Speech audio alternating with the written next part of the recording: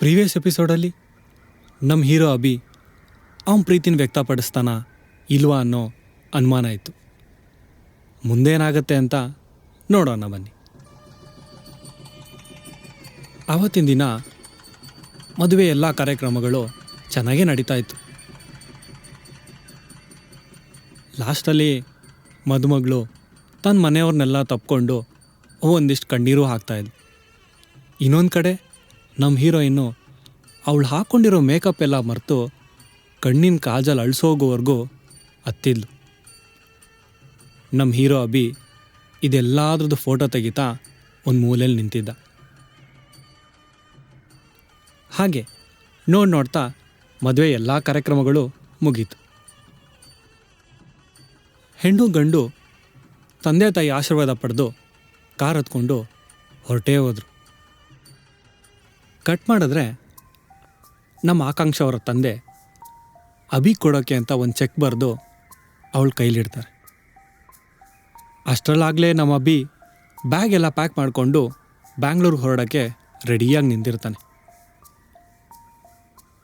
ಆಕಾಂಕ್ಷ ಅವನ ಕಡೆ ನಡ್ಕೊಂಬರ್ತಾಳೆ. ಹಾಂ ತಗೊಳ್ಳಿ, ಅಪ್ಪ ನಿಮಗೆ ಚೆಕ್ ಕೊಟ್ಟರು. ಪುರ್ಸೊತ್ತಿದ್ರೆ ಒಂದು 5 ನಿಮಿಷ ಮಾತಾಡ್ಬೋದಾ? ಅಭಿ ಮನಸ್ಸಲ್ಲಿ ಪ್ರಶ್ನೆ, ಮದುವೆ ಎಲ್ಲ ಮುಗೀತಲ್ಲ, ಇನ್ನೂ ಫೋಟೋಶೂಟ್ ಏನಾದ್ರು ಪೆಂಡಿಂಗ್ ಇದೆಯಾ? ಅದೇ ಯೋಚನೆಯಲ್ಲಿ ಇಬ್ಬರು ಬೀಚ್ ಕಡೆ ನಡ್ಕೊಂಡು ಹೋಗ್ತಾರೆ. ಅಭಿ, ನಿನ್ನ ಮೆಟ್ರೋದಲ್ಲಿ ನೋಡ್ದಾಗಿಂದ ಮನಸ್ಸಲ್ಲಿ ಏನೋ ಕಳವಳ. ಕಾಲೇಜಲ್ಲಿ ಇದ್ದಾಗಿಂದನೂ ನಂಗೆ ನೀನಂದರೆ ಇಷ್ಟ. ಆದರೆ ನೀನು ಯಾವಾಗಲೂ ಕೆರಿಯರ್, ಫ್ಯೂಚರ್ ಅಂತಲೇ ಇರ್ತಿದ್ದೆ. ಪ್ರೀತಿಗೆ ನಿನ್ನ ಜೀವನದಲ್ಲಿ ಜಾಗ ಇದೆಯೋ ಇಲ್ವೋ ಅಂತ ಅನಿಸ್ತಿತ್ತು. ಮತ್ತೆ ನಿನ್ನ ಮೆಟ್ರೋದಲ್ಲಿ ನೋಡ್ದಾಗಿಂದ ಆ ಎಲ್ಲ ಭಾವನೆಗಳು ಬಂದ್ಬಿಟ್ಟಿದೆ.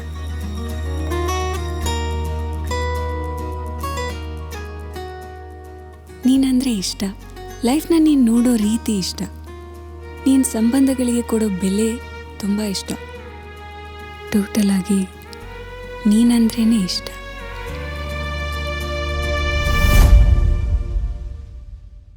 ಹಗಲು ಇರೋಳು ಕಳೆದೆ ನಿನ್ನ ಗೊಂಗಲೇ, ಪ್ರತಿ ಕ್ಷಣವು ಕಾದೆ ನಿನ್ನ ನೆನಪಲಿ. ನೀನೇ ನನ್ನ ಆಲಿಂಗನ, ಈ ಪ್ರೀತಿಯ ಒಲವೇ ಇರಲಿ ಹೀಗೆ ಮರೆತೋ ನಿನ್ನ ಕಾವ್ಯದ ಬರಹವಾದೆ. ಕಾದೆನ ಕಳೆದೆನ ನಿನ್ನ ಪ್ರೀತಿಯ ನೆರಳಲಿ, ಮರಳಿದೆ ಮರೆಯಾಗಿದೆ ನಿನ್ನ ಆ ನೆನಪ ಜೋಕಾಲಿ. ಬರೆಯದ ಪತ್ರವ ಓದುವೆ ನೀ ಕೇಳು. ಇದೆಲ್ಲ ನಮ್ಮ ಅಭಿಗೆ ತುಂಬ ಹೊಸ್ತು. ಈ ಥರ ವಿಷಯಗಳಿಗೆ ಹೇಗೆ ರಿಯಾಕ್ಟ್ ಮಾಡಬೇಕು ಅನ್ನೋದು ಅವನಿಗೆ ಗೊತ್ತಿಲ್ಲ. ಸುಮ್ಮನೆ ಅವಳನ್ನ ನೋಡ್ಕೊಂಡು ನಿಂತಿದ್ದ. ಆಕಾಂಕ್ಷ ಅವರೇ, ನಿಮಗೆ ನನ್ನ ಮೇಲೆ ಈ ಥರ ಅಭಿಪ್ರಾಯ ಇದೆ ಅಂತ ನಂಗೆ ಗೊತ್ತಿರಲಿಲ್ಲ. ನಿಮ್ಮ ಮನ್ಸಿಗೆ ನೋವು ಮಾಡೋಕ್ಕೂ ಇಷ್ಟ ಇಲ್ಲ. ಆದರೆ ನನಗೆ ಆ ಕವಿತೆ ಬರೀತಿದ್ದ ಹುಡುಗಿ ಕಂಡ್ರೇ ಇಷ್ಟ. ಅದರ ಅರಿವಾಗಿದ್ದೆ ನೀವು ಅವತ್ತು ನಂಗೆ ಹೇಳಿದ್ಮೇಲೆ. ಮನೆ ಕಟ್ಟೋದು ಹೇಗೆ ಅಂತ ಹೇಳಿಕೊಟ್ಟು ಈಗ ಮನೆ ಓನರ್ ನಾನೇ ಆಗ್ತೀನಿ ಅಂದರೆ ಹೆಂಗೆ ಹೇಳಿ? ನನ್ನ ಕ್ಷಮಿಸ್ಬಿಡಿ. ನನಗೆ ನಿಮ್ಮ ಮೇಲೆ ಅಂಥದ್ದು ಯಾವ ಭಾವನೆಯೂ ಇಲ್ಲ. ಸರಿ, ನಾನು ಹೊರಡ್ತೀನಿ.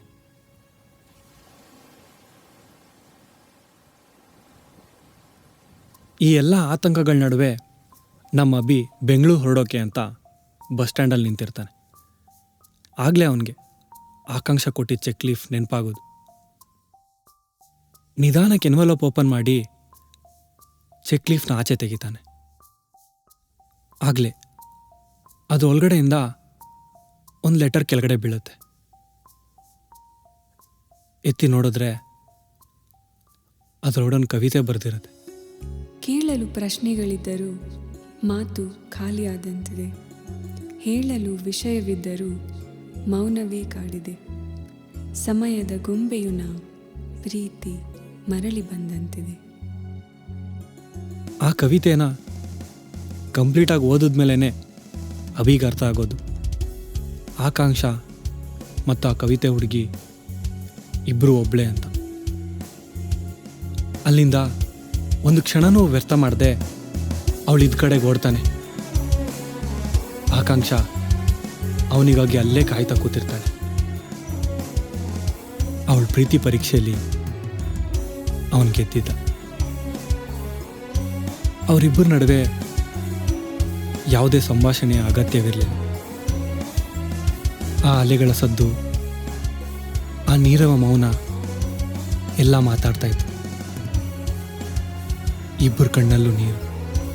ಒಮ್ಮೆಲೆ ಜೋರಾಗಿ ತಪ್ಕೊಂಡು ಇಬ್ಬರು ಅಳ್ತಾರೆ.